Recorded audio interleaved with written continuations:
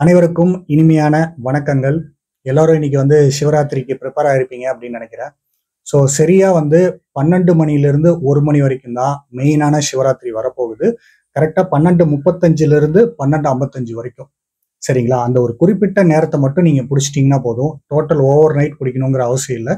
கரெக்டா 12:35 12:55 வரைக்கும் நீங்க மெடிடேஷன்ல ஒரு கரெக்டான தெட்டா ஃப்ரீக்வன்சி ஸ்டேட்ல இருந்தீங்க அப்படின்னா, அப்போ நான் இல்லைன்னா எனக்கு நடக்காதா ப்ரோ அப்படின்லாம் நீங்க நினைக்க வேண்டாம். அந்த இடத்துக்கு நீங்க டியூன் ஆயிருந்தீங்க அப்படின்னா பல வகையான எக்ஸ்பீரியன்சஸ் நமக்கு கிடைக்கும். காரணம் என்ன அப்படின்னு பார்த்தீங்கன்னா, சரியா 12 மணிலேருந்து 1 மணிக்கு இமயமலையில் இருக்கக்கூடிய சித்தர்கள், உலகெங்கும் இருக்கக்கூடிய ஞானிகள் எல்லாருமே தவம் பண்ணக்கூடிய டைம். அந்த ஒரு குறிப்பிட்ட நேரத்துல எல்லாருமே இன்னைக்கு ஒன்றாக அமருவார்கள். அப்படி அமரும் பொழுது நம்ம அந்த இடத்துல சும்மா ஜஸ்ட் கண்ணை மூடிட்டு எதுவுமே பண்ணாம இருந்தாவே போதும். நிறைய எக்ஸ்பீரியன்சஸ் வரும். அப்படி எக்ஸ்பீரியன்ஸ் வரல அப்படின்னா யாரும் கவலைப்படாதீங்க. எனக்கு ஏன் எக்ஸ்பீரியன்ஸ் வரல, மற்றவங்களுக்கு தான் வருது அப்படின்லாம் நினைச்சுக்காதீங்க. நம்மளுடைய ஃப்ரீக்வன்சி கொஞ்சம் மிதமாக கம்மி செய்யணும், அவ்வளவுதான். நம்ம கம்மி பண்ணிட்டோம் அப்படின்னா சில எக்ஸ்பீரியன்சஸ் வரும். வரலினாலும் ஒன்றும் பிரச்சனை கிடையாது. மொத்தத்துல எனர்ஜி அந்த இடத்துல நமக்கு ரிசீவ் ஆகியிருக்கும். அந்த எனர்ஜி அடுத்து வரக்கூடிய வெய்ய காலமா இருக்கட்டும், குளிர்காலமா இருக்கட்டும், மழை காலமா இருக்கட்டும், இந்த மாதிரியான நாட்கள்ல நமக்கு ஒரு தற்காப்பு கவசமாக இருக்கும். அப்படிப்பட்ட சக்தி கிடைக்கக்கூடிய நாள் தான் இந்த சிவராத்திரி நாள். ஸோ இன்னைக்கு சிவராத்திரியில நம்ம கரெக்டா மெடிடேஷன் பண்றோமா, எப்படிதான் கரெக்டா மெடிடேஷன் பண்ணணும் அப்படிங்கறத பத்தி தான் பார்க்க போறோம். எப்படி முறையா தியானம் பண்ணணும் அப்படிங்கறத பத்தி பார்க்க போறோம். தியானத்துல எல்லாருமே பெரும்பான்மையும் பண்ணக்கூடிய ஒரு தவறு என்ன அப்படின்னா, முயற்சி பண்ணி பண்றது.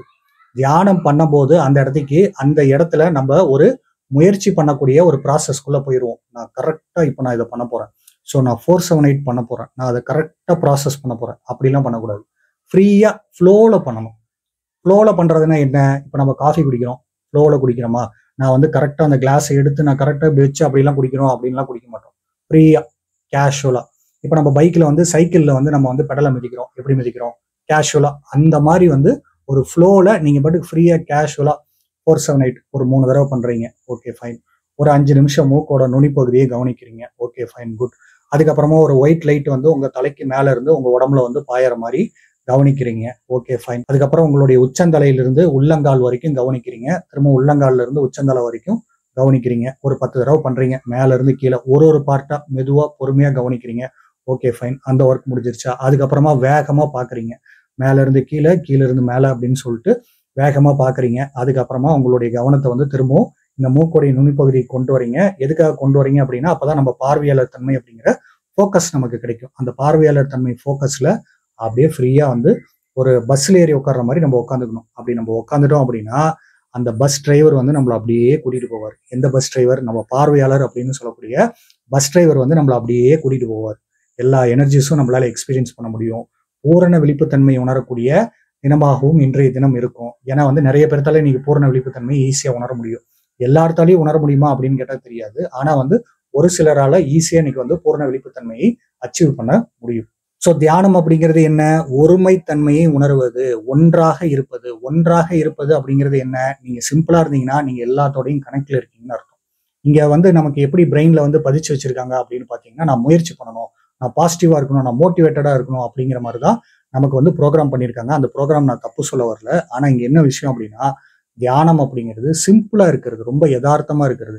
எப்பப்பெல்லாம் உங்களுக்கு நான் ரொம்ப அதிகமா எக்ஸ்பெக்டேஷன் பண்றேன், நான் ரொம்ப முயற்சி பண்ணிட்டு இருக்கேன்னு உங்களுக்கு தோணுதோ, தியானம் பண்ணிட்டு இருக்கும்போது, அப்பெல்லாம் நீங்க என்ன பண்ணிக்கணும்? நான் சிம்பிளா இருக்கேன், நான் நார்மலா இருக்கேன், நான் சிம்பிளா இருக்கேன் அப்படிங்கிற மனப்பக்குவத்துக்கு, மனநிலைக்கு வந்துடணும். அப்படி நீங்க வந்தீங்கன்னா தான் உங்களுடைய ஃப்ரீக்வன்சி கொஞ்சம் கொஞ்சமா குறையும். சரிங்களா? நம்மளுடைய பிரெயின் ஃப்ரீக்வன்சி ரொம்ப வேகமா பீட்டாவில் ஓடிட்டு இருக்கும். அந்த பீட்டாவில் ஓடிட்டு இருக்கக்கூடிய ஃப்ரீக்வன்சியை நம்ம என்ன பண்ணணும்? ஸ்லோ பண்ணணும். மெதுவா அப்படியே கொஞ்சம் கொஞ்சமா ஸ்லோ பண்ணணும். ஒரு 10 மணிக்காட்ட அந்த பெல் சவுண்டு நீங்க போட்டு விட்டுருங்க. சரிங்களா? ஒரு 10 மணிக்கு அந்த பெல் சவுண்டு ஸ்டார்ட் பண்ணிக்கிங்க. அந்த பெல் சவுண்ட் அப்படியே கேட்டுக்கிட்டே இருக்கட்டும். அதுல இருக்கக்கூடிய அமைதியை கவனிக்க ஆரம்பிங்க. அப்படி கவனிக்க ஆரம்பிக்கும் போதே நம்ம ஆல்ஃபா ஃப்ரீக்வன்சிக்குள்ள வர ஆரம்பிச்சிருவோம்.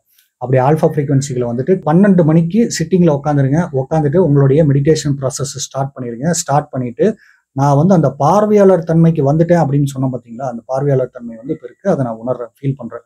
நான் அப்படியே ஜம்முன்னு அந்த சேர்ல உட்காந்துட்டேன், ஓகே குட்.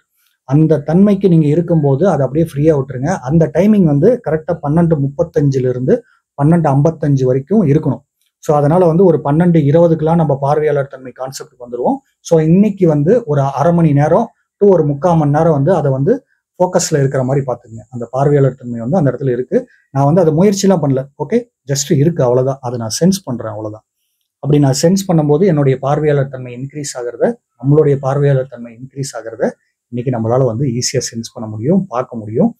ஸோ இப்படிதான் வந்து நம்ம வந்து ப்ராப்பரான மெடிடேஷன் பண்ணணும். அந்த டைமிங்கை மட்டும் பிடிச்சிருங்க. ஓகே, அந்த டைமிங்ல வந்து நம்ம என்ன பண்ணணும், நான் வந்து ஒருமைத்தன்மையில இருக்கேன் அப்படின்னா நான் சிம்பிளா இருக்கேன்னு அர்த்தம். நான் எந்த ஒரு முயற்சியும் பண்ணலன்னு அர்த்தம்.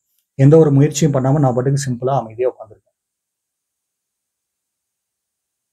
அவ்வளவுதான். சிம்பிளா இருக்கு. முயற்சி பண்ணல, அதை பண்ணுமா, இது simple simple simple simple. Be simple. நீங்க எந்த அளவுக்கு சிம்பிளா இருக்கீங்களோ அந்த அளவுக்கு நீங்க கடவுளோட ஒன்றி இருக்கீங்கன்னு அர்த்தம். உங்களுடைய ஃப்ரீக்வன்சி குறையுதுன்னு அர்த்தம். 478 மறக்காம பண்ணிருங்க. 478 ஒரு கீ மாதிரி, அது ஒரு ஷார்ட்கட் மாதிரி. நீங்க 478 பண்ணிட்டு நீங்க மெடிடேஷன்ல போய் உட்காந்தீங்கன்னா உங்களால வந்து ஈஸியா பிரெயின் ஃப்ரீக்வன்சி லோ பண்ண முடியும். லோவஸ்ட் ஃப்ரீக்வன்சியில் இருக்கக்கூடிய சென்சேஷனை நம்மளால உணர முடியும். உணரும் போது நமக்கு பல்வேறு வகையான எக்ஸ்பீரியன்சஸ் இங்கு கிடைக்குது. இப்படிதான் வந்து நிறைய பேர் வந்து இந்த தியானம் பண்ணும்போது எனக்கு அந்த எக்ஸ்பீரியன்ஸ் வந்துச்சு, எனக்கு இந்த எக்ஸ்பீரியன்ஸ் வந்துச்சு, எனக்கு குறுகுறுன்னு இருந்துச்சு, எனக்கு கையெல்லாம் வைப்ரேட் ஆகுது, எனக்கு தலையிலிருந்து கால் வரைக்கும் ஏதோ ஒரு எனர்ஜி பாயிற மாதிரி இருக்கு அப்படின்லாம் சொல்றாங்க பார்த்தீங்களா. அந்த ஃப்ரீக்வன்சி டவுன் ஆகும்போது அந்த இடத்துல நடக்கக்கூடிய மாறுதல்களை, மாற்றங்களை நம்மால் கவனிக்க முடியும். சரி, இவ்வளவுதான். இப்போ வரைக்கும் உங்களுக்கு இது புரிஞ்சிருக்கும்னு நினைக்கிறேன். ரொம்ப சிம்பிளா இருக்க முயற்சி பண்ணுங்க. சிம்பிளா இருக்க இருக்க இருக்க இருக்க தியானம் அப்படிங்கிறது பர்ஃபெக்டா அலைன்மெண்ட்குள்ள வரும். நம்ம இங்க முயற்சி பண்றோம் அப்படிங்கிறது ஒரு தப்பான கான்செப்ட் தியானத்தை பொறுத்த வரைக்கும். சரி, மீண்டும் ஒரு நல்ல வீடியோல பார்க்கலாம். பாய்.